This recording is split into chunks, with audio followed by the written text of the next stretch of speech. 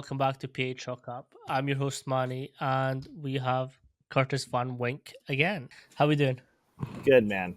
Doing good. See, I always feel very weird asking how are you because like we've been speaking for legitimately an hour. I know, right? It's like I know how you're doing.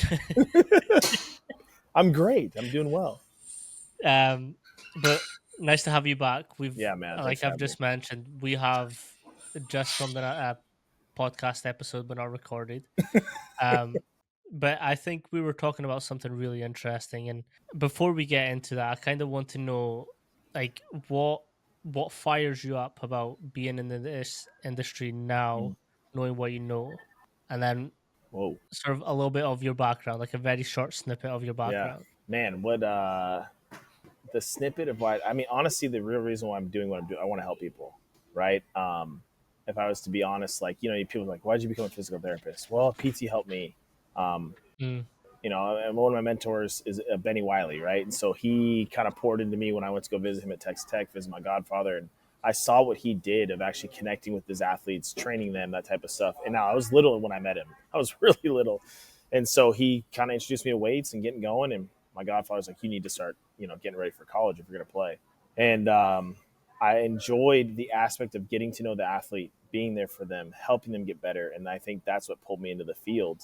And I look at it now, and I'm kind of doing the same thing of why I wanted to get into it, understanding that it's not about I have all these certifications, which I mean, I got a good bit, but like it's about gathering more knowledge to solve people's solutions. And one athlete's solution is not the same as the other. And so, how mm, can I actually meet them and tailor things to them? That's what I think gets me fired up. If I can show somebody a different perspective of how, like, oh, I can't squat. Why? Because it hurts my back. Well, okay, well, let's set up a different setup or environment or offload it at the bottom of bands. And like, I can squat. This feels great. And they're like, oh my gosh, I can squat. Let's work you back to not using this, doing this, so you can just go to the high school weight room or the college weight room and lift. Um, I think that's what fires me up is really just helping people and changing their perspective of an exercise, of a workout, and how it can actually help them. So that's kind of like why I'm into it, mhm. and I love people. I'm also very obsessed with the body and everything that comes with it. Uh, like the like every sensory part of our system and how that impacts motor output and control and so forth. And I'd say the main sports that I work with is baseball, softball, and throwers. And so, like, which can be quarterbacks, that kind of stuff. We work with all different types of athletes, all different sports. And so, teaching them how to control their system and what is something that's interrupting their ability to do that. Um, so that's what I love doing. I'm obsessed with the Mm. body, and ask my wife. She's like, "You're crazy. What made you think about this? You're up to like 2 a.m.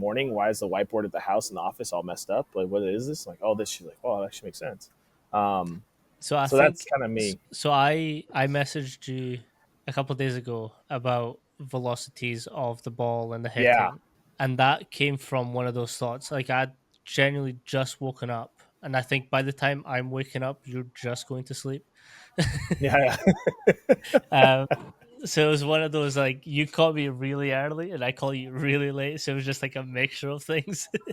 um, but it's those crazy ideas that you have yeah. as soon as you wake up, or when you're like trying to sleep, and like your brain's just going like when you're coming up with these principles, methods, like whatever you want to label them as, like what is that thought process then like to refining this idea for you? Well, I think for me, I might have an idea for the first time, or I see something, or I'm seeing a pattern of something. I'm like, huh, I wonder if that plays a factor, and then I'll let it reminate and stay there, or reminate, whatever the word. I'll let it kind of marinate, not reminate. I don't even know if that's a word. Marinate, and I I think won't they both come to work it. actually. Yeah, maybe, and then it'll come again, and then I'm like, okay, this might be something. But then my process is I try to tear it down immediately. I Mm, try to disprove this thing. Like we figured something. Like I figured something out with like hitters and how each of us as athletes see time. Um, and that's why when you ask your question about the baseball speed in this, and then the hitting the ball and bat speed, I hear it because it took me down this route of like when two cars are moving, what's the perceived time that's happening, right? mhm, So on this whole time and space thing, and so time dilation with Einstein and so forth. So I figured out this drill to figure out how a human in front of me sees time, right?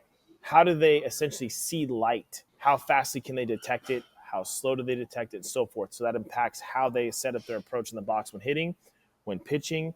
Can we leverage their breath to slow down their timing? Because we talk about breath with people, like calming their systems down. But Mm-hmm. what if I need somebody that's not, or that's really too calm to ramp their system up to match the speed that they're trying to move? That's a whole different tangent.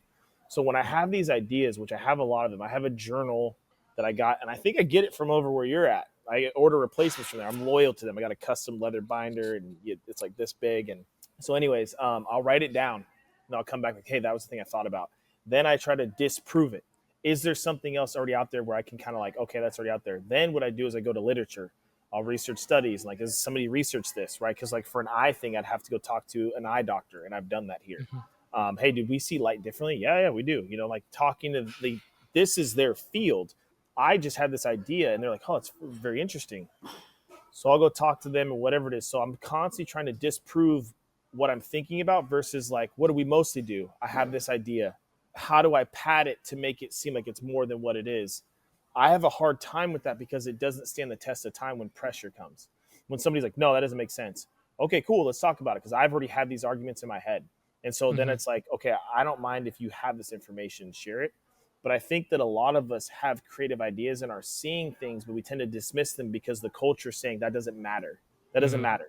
Well, it does matter because if there's a commonality of people having an issue with something, this could be something. So when I have these ideas, I tend to try to disprove myself when I'm like, man, I can't disprove this, but maybe I need to tighten it up a little bit. I'll go look at research studies. I'll reach out to professionals. I'll pay for, like I said earlier, pay for an hour of their time if I need to, and actually like ask questions and let them unload on me. And like, this is my idea. This is what I'm seeing. And they're like, wow, I never would have thought of that, or whatever it is. So that's kind of my process of that, because I think that like the ideas that you have that you talked about earlier, I'm like, that's brilliant. We need that.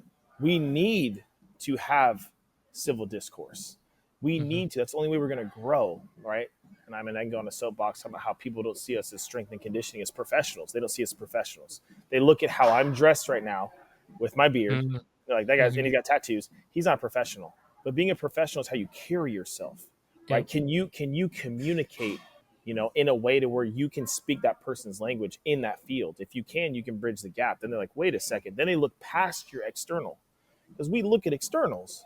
We look at Yeah. externals. Sorry, somebody walked in. I wasn't No, saying it's all about good. you. It's Okay, all okay. good. We look at externals when really that's the easiest thing we can do versus I want to see this person, right? Like when you came in for the first time, like you were asking so many questions. I'm like, this is awesome. Because you were trying to Mm-hmm. like, what's your process? How are you thinking about this? And we talk about the nervous system, this type of stuff. I want to know the person, like not this, but like, how are you thinking? So that's the stuff that I value when it comes to figuring out like, okay, can I actually have a genuine conversation with somebody? And sometimes I have to operate in their world. I'm about to write a formal email and they like that Mm-hmm. or whatever it is. So that's what I do with my ideas. I try to constantly challenge them versus confirm my bias from my Mm-hmm. perspective, if that makes sense. Yeah, no, that makes sense. And I think that's kind of like, again, what we were talking about before. I have a sketch pad that Yes. it's not a drawing pad, but it's like every idea that swims in my head just goes into that. And then I've got a separate one that I refine them. Hmm. But I'm actually very interested in the tearing down of your ideas first. And I think I might know where it comes from, Hmm. but I want to get your take on. So obviously you're writing these ideas down, and you're kind of pattern building, right? Because like you'll have an idea, you'll leave it, but then if it pops up again, then you're identifying those patterns, and you're identifying like what was actually constituting happening here, and then you're disproving them. Hmm. And I kind of mentioned the mad scientist theory that I have. Is that kind of Yeah, like that's where cool. this system is coming from? Is like that thing where, because it's not been done, so you're kind of trying to see, is this an actual unique piece, or is it something that's just it is it Hmm. is what it is? Like what's your thoughts behind this pattern building and then disproving it? Yeah, I don't know if I've had anybody ask. I don't know if I've had anybody ask me the question that way. And as I'm listening to it, it probably comes down to I've gotten pushed and challenged with so many things in my entire career that it's like I need to be prepared to handle myself calmly and can I think of other people's perspectives? I guess like debate, right? Like I just watched the movie The Great Debaters with Denzel. I hadn't Mhm, watched it. mhm, Fire. Like, dude, I was like, I watched it on a plane ride when I went to Dallas for this player development thing and watched it back. It's like I wrote down so many things and it was mind blowing because there's so many people that want to disprove like there's no way strength and conditioning or them coming to you can help their back pain. There's no way mhm, that you coming here takes away that kid's hip issue or shoulder issue. Like, okay, so people view exercise as this very reductionist type thing to gain weight, build muscle, uh, lose weight. I don't know, get in shape, which get I don't know what faster. that is. Yeah, Yeah, get yeah. faster, whatever it is. We put it into these things when I think exercise is way more powerful and it's more of like a Swiss Army knife when it comes to how it impacts people's bodies. So I have no problem getting in debates with people and talking about stuff because my identity is not wrapped up in my role, right? Like this is Mhm, something that I do and that I love, but it is not my identity. So I look at it as if I have an idea or something, I'm seeing something, I'm gonna try and tear it apart because I want to try and see like, does this stand the test of time? Like I said, that when this other person comes along the road, they don't realize that what I've already tried to tear this thing down here, here, here, here, and here, backwards, upside down. Because typically when we have an idea, we're like, this is a great idea, and we try to make it work no matter what. When it's like, did you do your research? Have you challenged it? No, because it's like, I have the thing that's making me a millionaire. Oh my gosh. It's like, no, no, that's not why I'm trying to figure this thing out. I'm trying to build mhm, a solution to help this person or this group of people that I'm seeing. But the hard part is I had a really the patterning thing you talked about. This sparked something. I had to talk with another one of my mentors, and we were talking about I had a question with him about pattern recognition. Do you have any information on pattern recognition? Because it was kind of like this thing we're talking about, and essentially it comes down to our world is chaos, and us mhm, as humans want to organize the chaos so that we feel like there's less risk when we step into it, right? So I guess with me seeing the patterns, I'm like, I want to try and organize this chaos, but then I'm trying to throw wrenches in it to see if it stands. It's like, oh, actually, that thing that I saw was an anomaly. And I'm okay mhm, with that moving on because it lets me know that I'm constantly thinking and trying to figure stuff out. So I think that process is because I've gotten so much pushback from physical therapists, um, other skill coaches, whatever it is. Like, dude, just stay in your lane. I'm like, well, this thing that I found is actually in your lane, and I'd love to talk to you about it. But if mhm, somebody doesn't come up with the idea, they don't want to like have a discussion about it. They want to be the original person. And my perspective is there's nothing new under the sun. We're just observing the yep, things that are happening around us. And so I think the hard part is like, well, I want to put my label on it and stamp it and copyright it. And it's like, dude, somebody's probably already seen it. And honestly, Da Vinci's probably already seen it. I mean, I mhm, saw a post where he knew the body so well that there was a muscle that he sculpted that only happens when you're flexing your pinky or something like that. And I was like, that's unbelievable, dude. To say that he, who's passed, hasn't seen that, people have already seen it. It's just we're seeing it from our perspective, but we're afraid to talk about it, which I think is an mhm. issue. This is a quick shout out to our main sponsor on this channel, TeamBuildr. TeamBuildr is an all-in-one platform that hosts programs, questionnaires, testing, anything that you may need for your athlete's performance, you can host it in TeamBuildr. TeamBuildr also now has two different sides, which is OS and Practice. For more information on TeamBuildr, check out the link in the description. And if you use code PAChalkup all together, you will get a 30-day free trial. I think there's pendulums, and the Okay. pendulum swings in directions from time to time. So right now, this pendulum is swinging in sports science, fascia, jumping, speed. But like at some point, we'll go back to coaching ability, interacting with our athletes, like the soft skills that we need in, Yes. and athletes will be less like lab rats and more like humans. Then I'll Yes. swing back. Yeah. But it's Yeah. like, where? How can we build systems that, like you're saying, like withstand the test of time? And again, this is where we were talking about before. It's like, what can we create to make this happen? Yeah. Because like as we're speaking, the industry is predictable. Like Correct. again, we're talking about pattern recognition. A couple of weeks ago, pogo jumps. How many posts did you see of pogo jumps a couple of weeks ago? Yeah. I mean, Fucking thousands. And I was like, it's just everyone's just copying each other, and that's fine. correct. Like if that's Correct. your thing, that's fine. But like, where can we originate that thing of like, okay, yes, pogo jumps are important, but like, so is landing mechanics of it, like the eccentric portion of it. Like, how do we strengthen that up so that they can do pogos properly? Like from that one system. And again, I'm not dissing on No, yeah, no, pokeball. no, no, yeah, Like no, they're no. unreal, but like it's like what is going on to constitute and really like withstract the benefits from it, right? Because like the body isn't just like do this and this happens. Right. Like there's different avenues, there's different ways. Like one of the industry's biggest saying is like many roads lead to Rome. Hmm. Yeah, cool. But I want a mind map to all those fucking roads. Yes, Because for if sure. like one's under roadworks, I fucking need to find someone else to head there. Yeah, So I it's mean, like, if that where road's can blocked we? off, detour, right? Yeah, it's like, it's keeping up with modern time, but at the same time, like, how can we make processes and systems? I've stopped referring it to philosophies and principles and whatever Mm, else. It's systems. Like, how many systems do you have just walking into your house? mm. Keys on the hoop, shoes off, walk in, say hello to the wife, say hello to the kids. That's a system, Yeah, for sure. right? Like we're designed to create systems, even if we don't know that's happening. Like we have a way of doing things. We've built these systems up. But like within athlete development or human performance, Hmm. like the systems that we go through of like, okay, we're running a conjugate fucking 4 week plan. First 2 weeks, sick. Athletes responding to it really well. Week two, week three, week four, they're just not having it. Hmm. Do we stick out with it? But you made the program. You got to do it, right? You got to do it. But like, how important is it to like shift? Like, let's Correct. look at fucking triphasic. See if the last 2 weeks of triphasic might help here. It does. Sick. We've built a new system, Correct.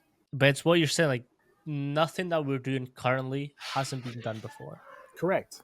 Our egos are just like, I'm dying on this hill, and that's it. Because we're I also comfortable figured out I swear too much. there. Yeah, I think we're comfortable there, right? Like that's the thing is, I know this. I'm gonna stick with this, right? Okay, just give it one more week. Okay, just give it one more week. Okay, yeah, just one more week. No, that's okay. Like when I was working with a team and we would do like our flying tens, right? And we look at flying tens. We usually do it on like the freshest day. So like, say we played a weekend series, we'd Mm, have that day off and mhm. we do like flying tens, right? And I would use that as like, that's the numbers. Wow, ran a good time. But I would hear their feet on the indoor on that track because you could hear it. Those feet would slap if they were heavy. And you're like, yeah, it's like whap, whap, whap. Like, whoa, that's a heavier sound per capita for the team. We need to back something off.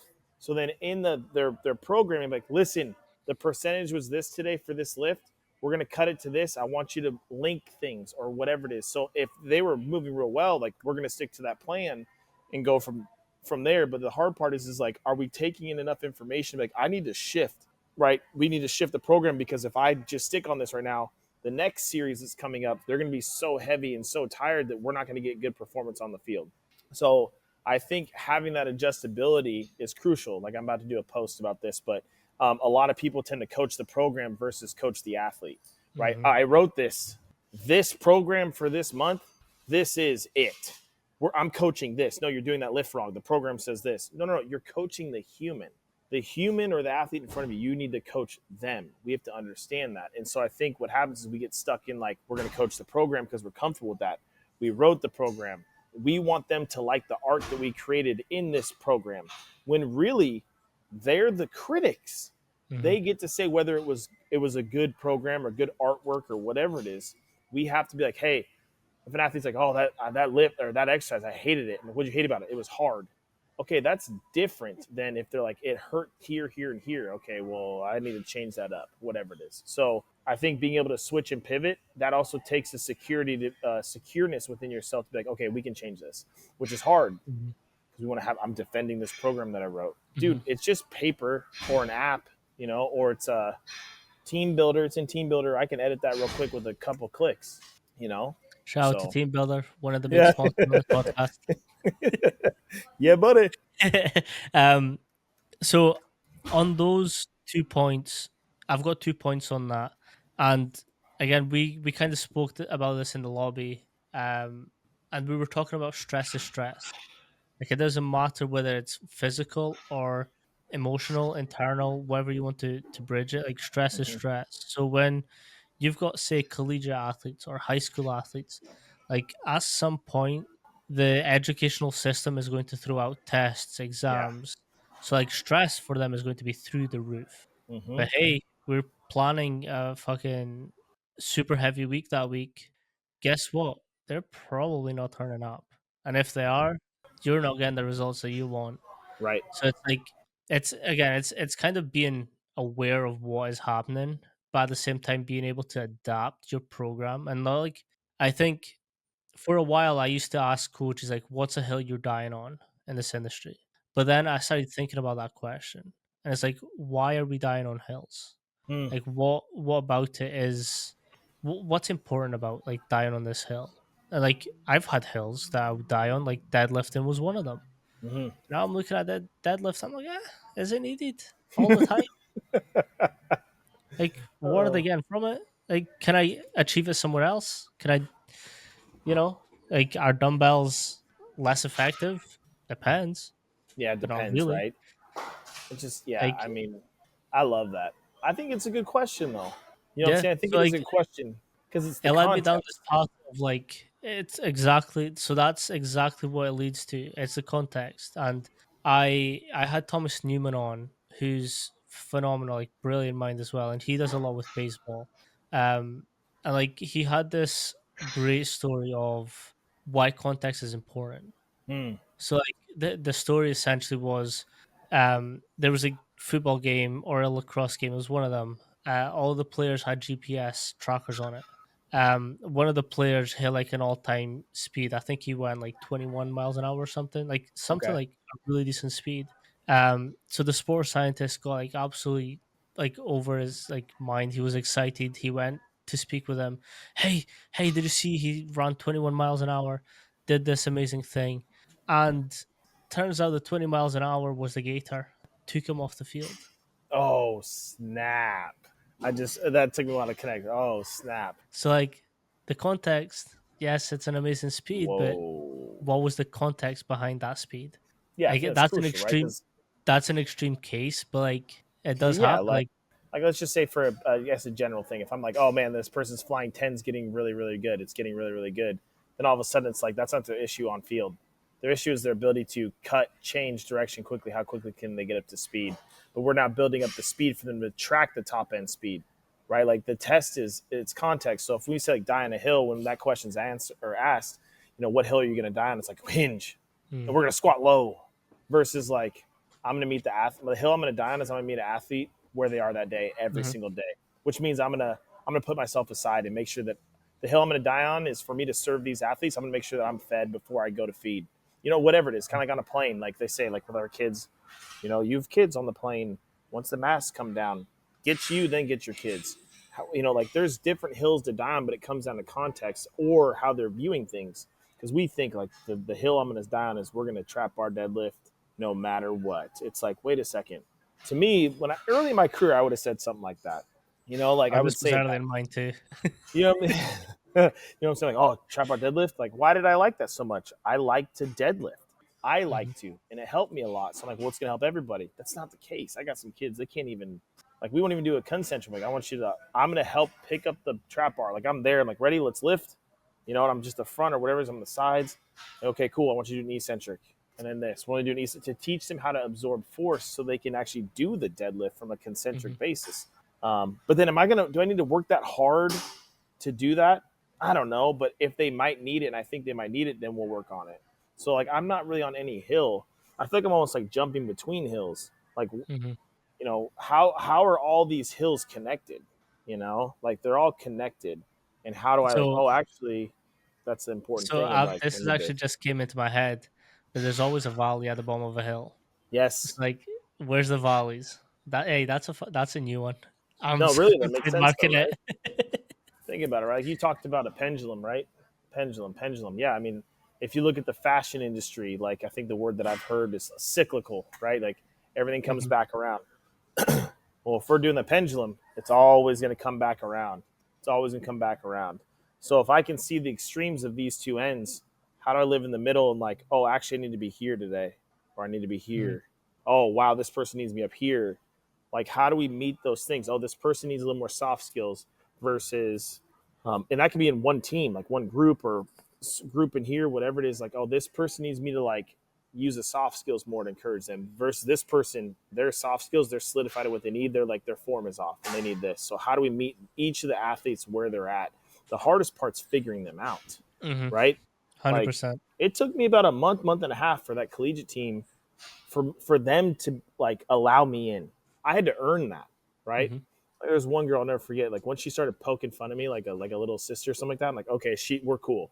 You know what I'm saying? Then there's some that are like, whoa, this guy's in this role, and okay, we got to respect him. And then over time, like, oh, actually, I really do respect him, right? Or I disagree. The one girl was like, she disagreed with me on something. I'm like, I love that, and that shook her. She's like, well, I Mhm. don't want to do this because blah, blah blah. Like I disagree with like this lift. I'm like, I love that. And she was like, what? I'm like, I love that you're speaking your mind. You need to speak your mind. And then she was like, whoa. But then what happened right there in that moment? She now knew that she could be completely flat out honest with me, and I'm not going to get defensive. Mhm. A lot of us tend to get defensive. And that probably goes back to why I would argue with myself and my ideas. I want to hammer it down because it's this idea is not me. Mhm. It's not my identity, right? So I think that's a big one too. Have you ever heard of the idea wave theory? Tell me about it. So it's this idea that every idea that you have is on this wavelength. Okay. If you have this wavelength, you've got a select amount of time to do something with it. Love it. If you don't do anything with it, it just travels to someone else, and someone else gets this idea. So it's like no idea is original. Right. It's just getting passed down from people to I people. feel it. I think Rick Rubin talked about that. I think he talked about that, Yes, right? yes, Yeah. I think he something. talked Yeah. about that. Like the antennas are up. And I think that comes back down to like why, like when he was like, it's in there. And then it's lightly, I'm holding on to it. I did a post on my personal page. It's lightly there. And then it gets me or something like that. Or like I saw a post where it was like Michael Jackson woke up at like 2 a.m. It was like, I need to write this song right now. Producer, get over here. And he's like, what? He's like, because Prince is going to write it tomorrow if I don't do it now. I'm like, Yes, I heard wait, that what? story too. You know what I'm saying? So I'm like, wait, what Yep. does that even mean? So the frequency thing is kind of interesting. To back up a little bit, and it's earning the respect of the athletes. I think that's a very underspoken thing because, like, we walk into a weight room and we're already like expecting them to be like, "He's coach, respect is there." But like, nothing is more humbling stepping into a weight room when you're not from the US, and not to Bro. make it all this thing, but like it's like I don't have an American accent. It's very clear.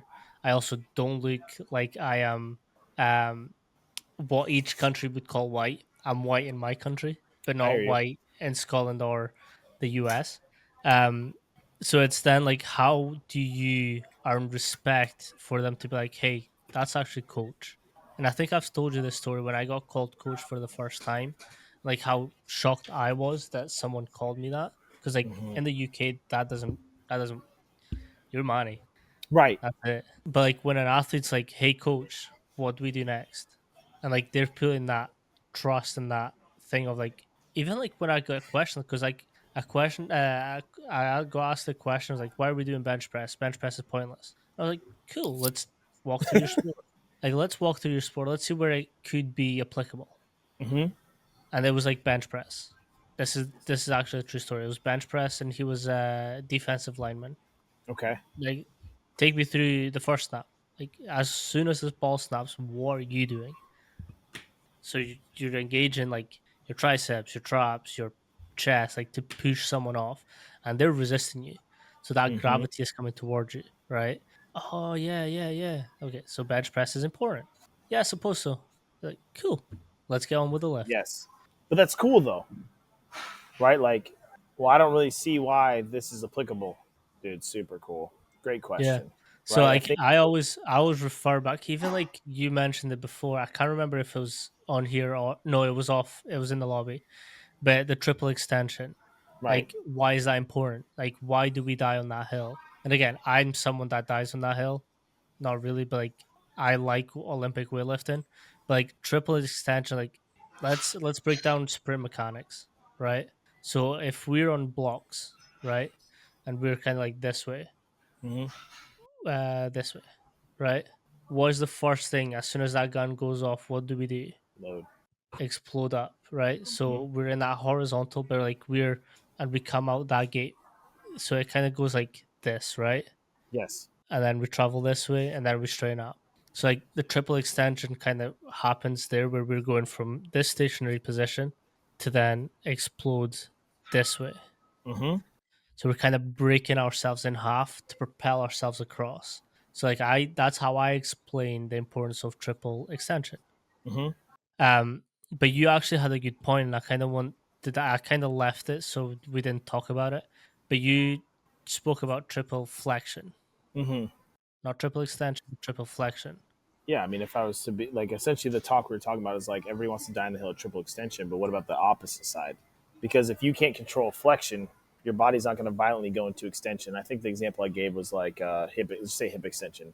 If I need my hip to extend rapidly and fast when I strike the ground, the same speed is going to happen on the front side with the lengthening of flexion, right? So it has to lengthen. So if I can't do that and all I work on is triple extension or hip extension, and that speed's not matched on this side, it's going to impact it because we know that there's a joint mover and a joint manager, right? So depending on where the force being produced around that joint, the other side has to be the manager of that.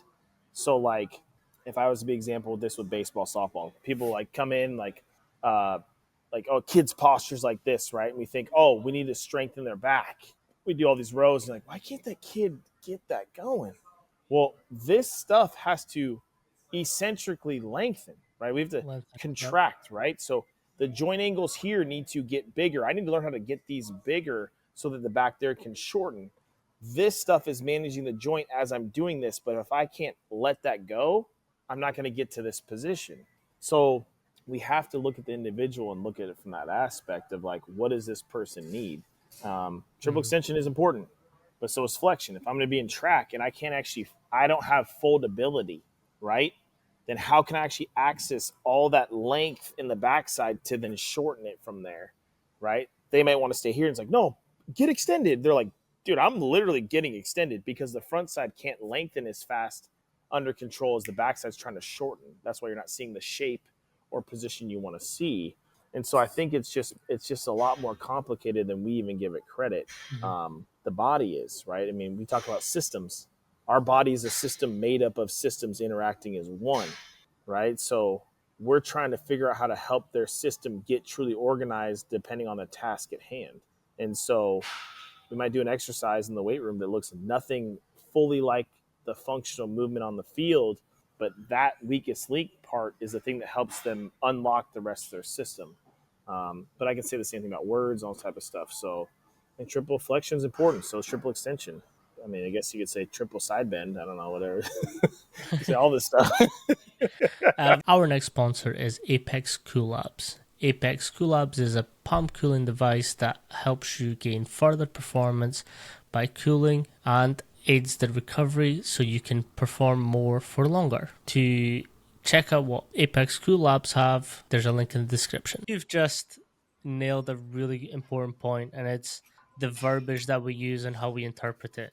Like, because we could both get the same cue but interpret it completely different, right? And I always go back to the when we're having a conversation, and again, this is a very simplified version of it. Like if me and you are talking about a squat, right? And I do a squat for posterior chain development, but Mhm. you actually do your back squat for a core and just being able to really brace your core, right? Yes. They do both. A squat does both. But like I'm coming at from a posterior chain development, you're coming at for posture control, bracing, breath work. Like those are both things that happen, and like then it's our ability to come together and speak about it and say, hey, this is what I took from it, what did you take from it, and Correct. then we can discuss. And I think that's where we as an industry need to do better at. And it's that thing of like who's going to be that mad scientist that fucking blazes that path till he's no longer called mad. I think the hard part is we're afraid to be looked at weirdly, right? Or like, who is this? Or why are they saying that? Because I don't want people to, generally, we don't want to be criticized, right? Like, Mhm. I guess for me, and this could go back to my childhood, I was criticized, by family my entire life. Even when I started the business, like, why are you starting a business? You know how hard that Retweet. is? You know what I'm saying? How hard is this? This is really hard. And it's just like, bro, like, I love what I do, but I feel like I need to build an environment where I can create what I want to Mhm. create and help people the way I want to. And so it's like, I think because I've been criticized my whole life, I've had thick skin. Don't get me wrong. Like, I get a little, my wife would attest that, Curtis, you ain't that thick skinned, I was younger, when I was younger in my career, I'm like, I just want to help people. You know what I'm saying? I also think that when you're getting criticized, it it Go ahead. also Sorry. Yeah, matters. go ahead. No, no, it's all good. It also Okay. matters. I was actually just trying to think of what I was going to say. Um, it's also important, like who you have around you. Yes. Like I'm, I'm very selective on who I let into my brain's ideas because, like, I know that a lot of the stuff that I say comes across with a conviction that can make me sound a little bit too cocky and a little bit too like I'm fucking the dog's bollocks. But I've it's never like heard it said that way. I like it. That's like the cat's meow, right? Like, kind of like yeah, that. I love it. yeah, The dog. What do you say? The dog's a dog's bollocks. bollocks. I Yeah, like it. that's a I Scottish it said phrase. that. I love it. But it's this thing where it's just like I speak. So it goes back to what we were talking in the lobby. It's like people are scared to look at the future and what that looks like. People are Mm, scared about their paycheck and where that's coming from. yeah. Where we put our investments in? Like, what are we investing in today that doesn't pay off for like a couple months, a Yeah. year, two It could be years? Like, years. Yeah. yeah. So like again, this podcast, like if it started with Coach Max sitting me down in his office in my exit interview, be like, "Hey, you're going across to the UK again. Like, do a podcast. I want to see you talking to people." Got it. Started the first couple episodes, did like 12, 13 views. Now I'm at like past my 100th episode. And like Yeah. coaches are reaching out to me. Like this all like my family, my sister still doesn't understand why I do.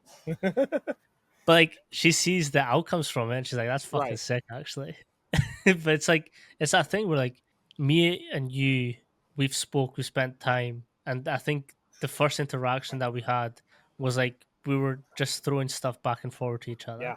and we clicked because we're like, okay, he's looking at more than just a process. He's Yeah. looking at where everything is coming from, Yeah. and again, I still remember this conversation to this day. Yeah. We introduced each other, we spoke a little bit, and then we go on to the topic of genetics, like how important are they? And you were like, they're very important. And I was like, Yeah. but like my mom and dad don't do like don't really do sports or shit. But like me and my brother go out to the development squads of Scotland. So like our genetics technically were fucked. Yeah. But we did something. You see those posts about Chad Ochocinco, how he vets the girls he talks to? Yeah. It's so funny. That's where my mind went. Where he's like, does she cheer? Does she run track? Like, I'm looking like, what are her hands like? What are her feet like? I'm trying to build some athletes. I'm like, bro, I mean, that's the thing though. Is like being able to think about these things. I think that there's so much that can grow from our industry if we actually talk about these things. And you might have to time box it where it's like, all right, listen, today for our staff, we're going to talk about. Mm, I want you to bring up a topic of something that is outside of the box, and we're going to talk about it, and not have to force it to integrate into our system and what we're doing, right? Like, why don't we talk about this stuff? Hey, do genetics play a factor? What's your viewpoint? What's your viewpoint? Super interesting. Whoa, now I'm looking at things differently, right? Because a lot of us are taking our mentors' viewpoints and copying and pasting it, and that is the hill that we're dying on. Versus, I didn't even climb this hill. I just like teleported here because they told me that this hill was here. mhm, So how do we have these discussions of like, well, could that play a factor? Right? I mean, that was the whole mental health thing, right? Like, does mental health play a factor in athletics? Yes, of course it does. We don't understand those things, right? So how do we understand people's mental, where they're at, and how that impacts the physical? Because I don't know if we can separate the mental and the physical. mhm. You know what I'm saying? Like, I don't think that we can. So it's like, No, now we that's a can't. factor. Yeah. So why don't we talk about this? Like, I It's like remember, how go many ahead, go times have you ahead. had an athlete come in and they've perhaps like had an argument with their partner, their mom, their dad, and like that session is not going to be the best. Right? Bro, It's just not. But like, what can we do to make it a good session? Hey, Yeah, we were doing Spock squats, but like, hey, let's grab a kettlebell. Let's just do some box squats. Let's fucking regress the shit of that exercise. yeah. Just move. Or it's like, hey, what do you want to do? I know you're a Mm, little stressed right now, right? And you feel like things are out of control. What is an exercise that you like to do where you like, I own this and I'm in control?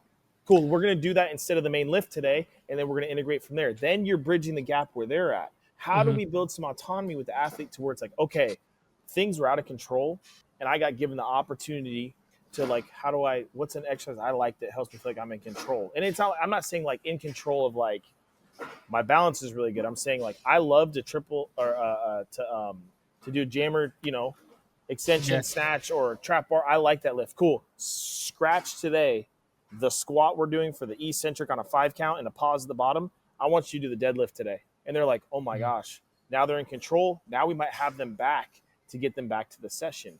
But mhm. again, that goes back to like, no, no, no. The sheet doesn't say that. Yep. You I'll know? I'll do you I'll jump on that one. And so I had this client, and again, it goes back to my research that I was talking about at the beginning.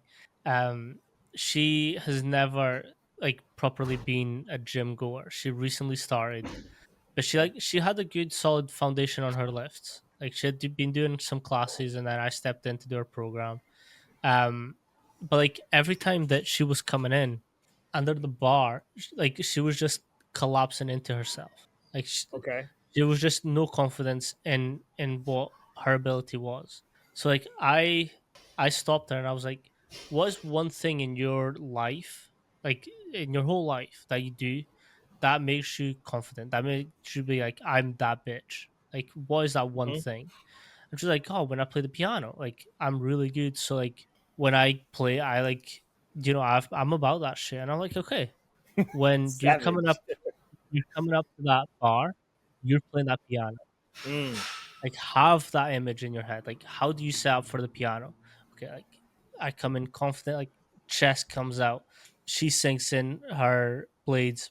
She's about that squat. And like she got up from that squat and she's like, that was different. I was like, I love it. that's what we need every single time you approach the bar. And then you're building these patterns within their system of this is what I need to have when I step into this environment. They all bridge over, man. The hard part is Mhm, is we're like, oh, I squat the house. This is just I just got here. But let's go back. Let's go back to little Curtis and little Manny. The first time I put a bar on my back, what did it feel like? Like you don't janky. lift for a while. Yeah, janky. When you like don't pick up weights for a while and you're like, wow, why do these dumbbells feel heavy? But the Mhm, muscles are like, yeah, but there's a dexterity of like, oh, that's the load, that's the load. Or when you go lift in a different gym, say you got, mhm, for example, iron grips, straight, no curl, anything. It's just like a rod, and you're like, whoa, that feels different pressing than like this thing or a power block or whatever it is, or no knurling, no or with knurling, whatever it is. It's a new experience. So how like, hey, I know that I can dumbbell press these things. I just need to negotiate what these feel like in my hands. And I'm going to keep everything the same. Hey, I dominate the piano. Now when I step into this, I'm going to go, yeah, dude, they're all merging together. And so if we can take that aspect of building them back up and they can step in with confidence, dude, that's what I feel like my passion is of like, how do I reframe something?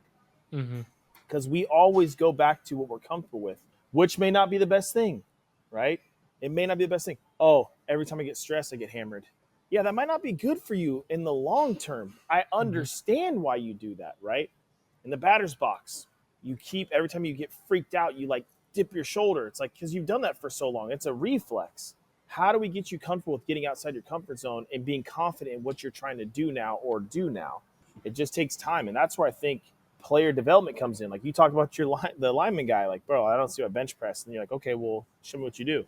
Okay, cool. I mean, I think that's a part of player development. You talk about psychology, you talk about all these things. Player development isn't numbers, right? It's mhm, relational. It doesn't mean we erase the numbers, right? So it's like, how do we actually impact this person right now? And it's hard because every player is different, mhm, right? Oh, well, I've been taught by my trainer back home in Texas that, all my lifts need to match what I'm doing on the field. Whoa, that's crazy. Okay. Or somebody's like, no, no, we're just going to lift in the sagittal plane and then you play your sport to work on the transverse plane. Okay, that's fine. But you don't even know how to move in the transverse plane because you're so loaded in this one plane. mhm, How do we start to negotiate that? So it's like we're dealing with different body views, training views, world views when these athletes come in. I think player development is helping them to understand, like, no, I understand where you're coming from, but how do we merge these so that you have a better outcome, right? Like what got you here is not going to get you to where you need to go. So one thing that I have been exploring a lot and talking about with different people from our episode, like our last episode, was exposing different angles and then strengthening from different movements. What does that do to load, joint health, tissue uh ability? Like what is the bigger picture at play here? Like, because like sports aren't linear, unless you're like No, sprinting, but even then, like there's different gradients of your body position. Like and like it goes back to what we were talking about then. It's like, as babies, like what movements were we not doing? None. Like we were fucking moving in all sorts of directions, exposing our tissues to different loads, to different angles. Like we were so active that like people don't, and I think babies need to be studied more, and we need to look back I into agree. like exposing athletes to like baby movements. I Like like it. how many, like I've had athletes that couldn't do a forward roll. Like a Yeah, simple forward roll. They couldn't do it. Let's not talk about a backward roll. right. And then like, do they get any vertigo with the backward roll? What's going on there? Mm-hmm. Like what is happening to, and again it goes back to this society, yeah. It goes back to society where we're like jumping silly. Okay, but like why? Why? Like Yes. I get my dad who's 70.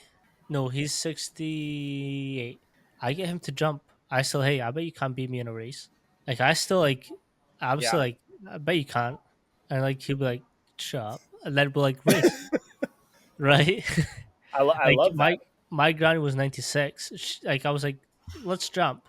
Like let's just do a jump. She did the Michael Jackson, like, but so she never got off the floor, but Right, she at right, least right. exposed herself to that stimulus.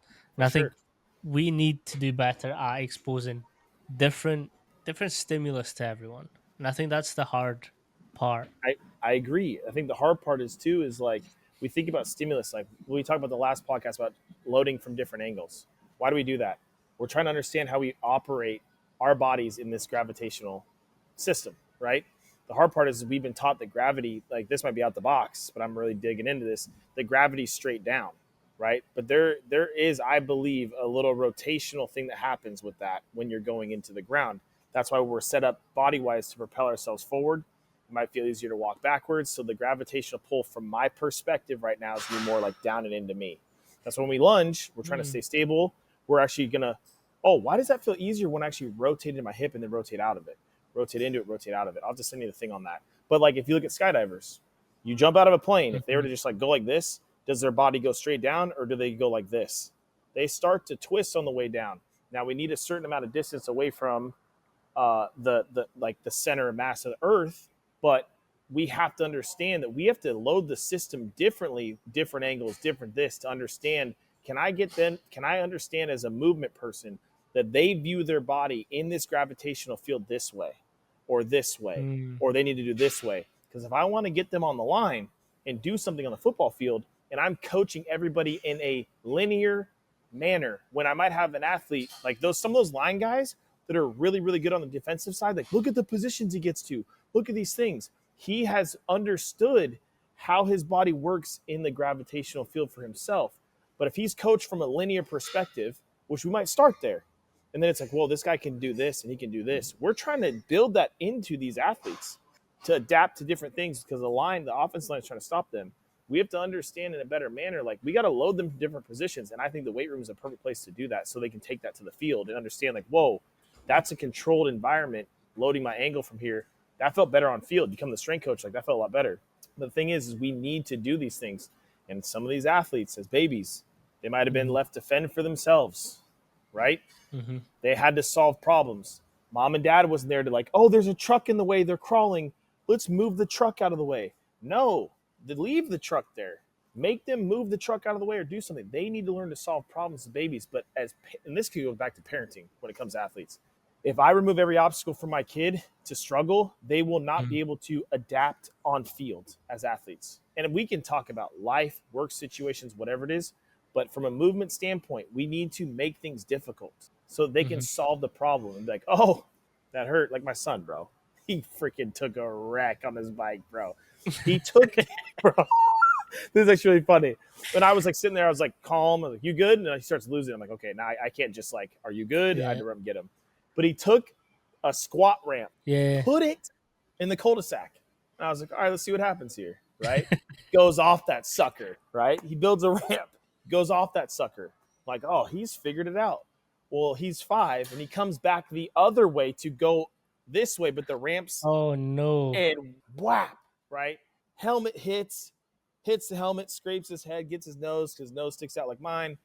Gets his arm, wrist, and he's just losing it. I'm like, dude, what happened? And he's like, I was like, hold on, dude, I can't understand you. Tell me what happened. I saw you crash, but talk to me about it. And I had to, like, in that stressful moment, be like, he was like, oh, I tried to go over the ramp. I'm like, you went over the ramp side or the non-ramp side? And he looked at me and he goes, the non-ramp side.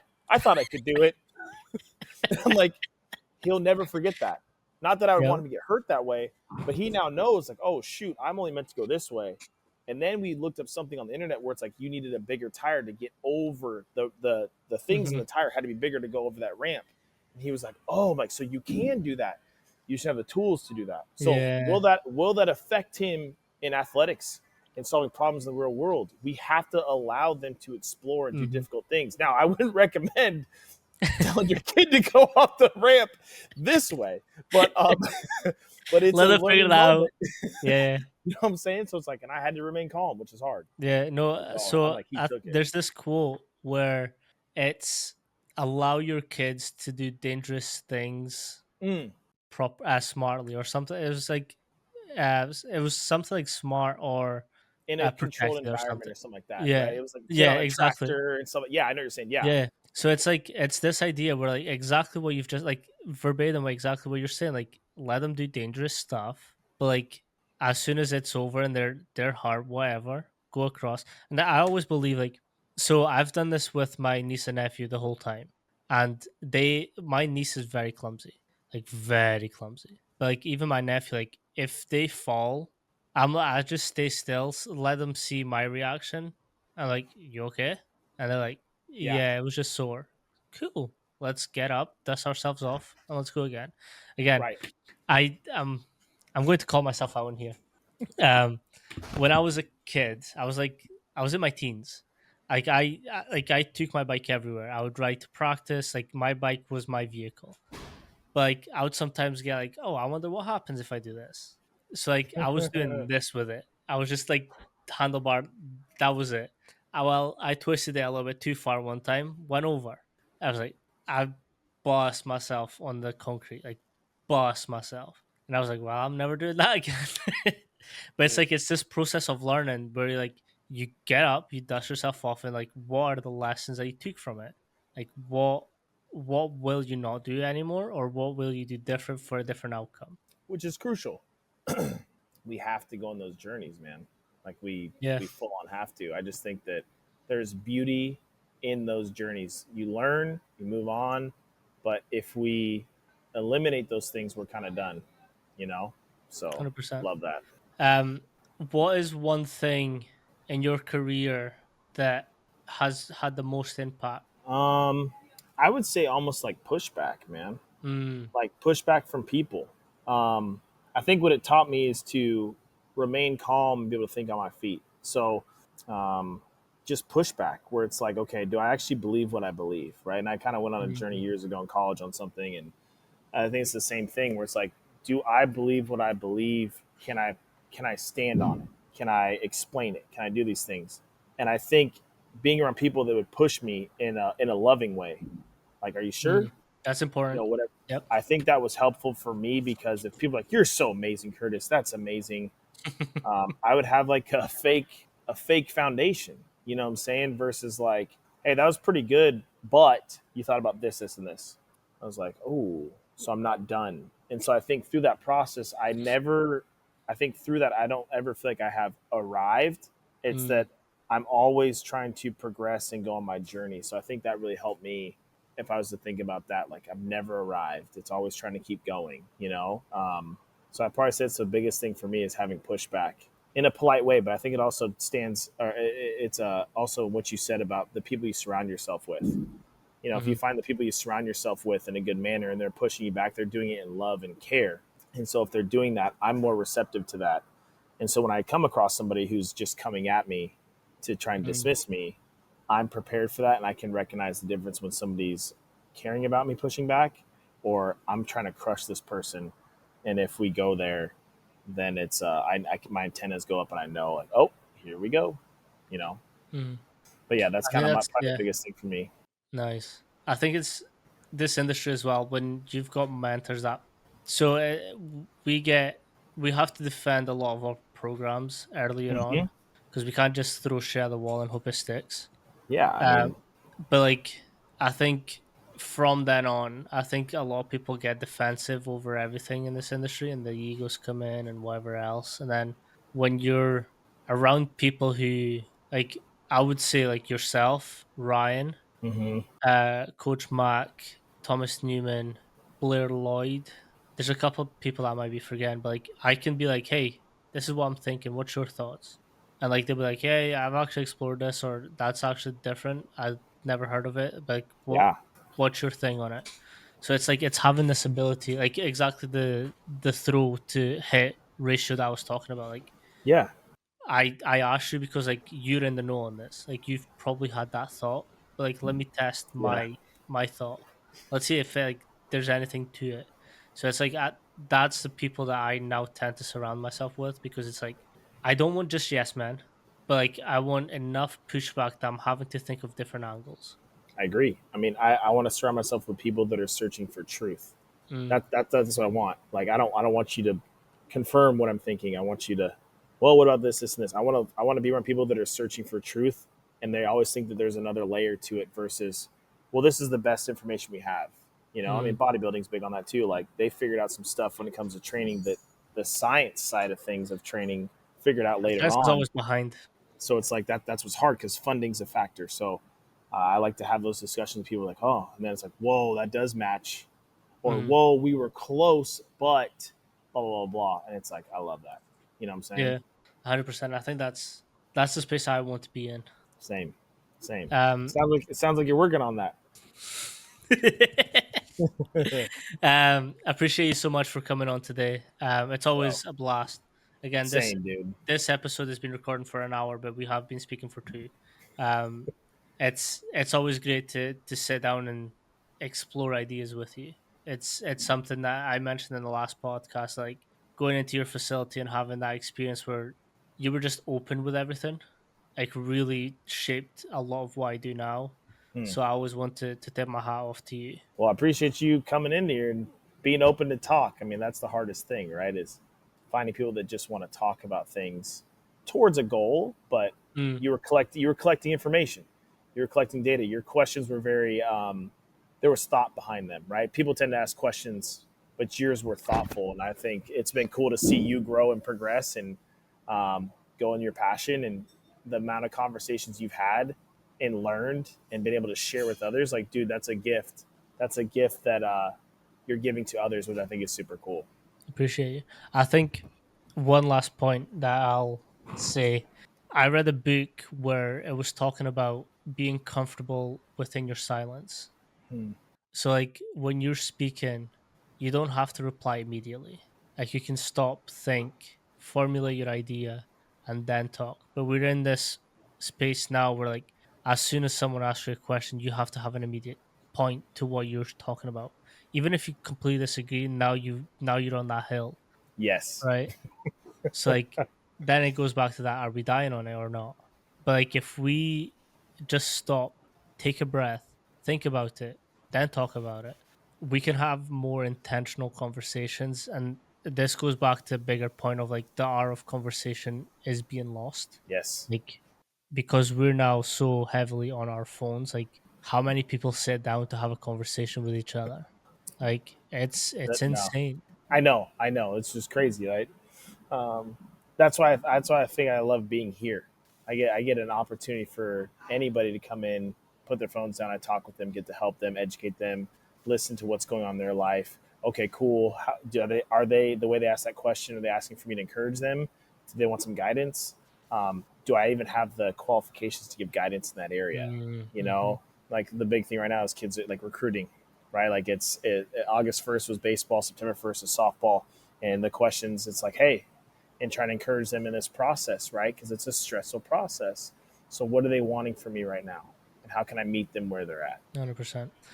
If you can let people know where they can reach out to you and follow along with what Oh you yeah, have going on. yeah. I probably say Instagram's easiest. I'm trying. I think I said this last time too, man. I'm trying to get on Twitter a little bit more, but yeah, that's just the Instagram, and you Don't can do it. reach out to me on Don't there. do it. Don't do it. It's yeah. Well, I'm trying to use some different mediums, but I probably say the main one I'm on is Instagram. Like you can message me on there, reach out to me on there. Like we have a website, curtisclaytraining.com. But I probably say the Instagram is the easiest one. But yeah, they can reach out anytime if they got questions, or even if you interact with some of the posts that I do. Like I look at my posts as like a diary entry, right? So I'm just kind of putting out there what I put out there. That's from Rick Rubin. I can't take credit for that, but his book encouraged me that way. But yeah, that's kind of where you can reach me. Appreciate you. Appreciate Peace. you, dude.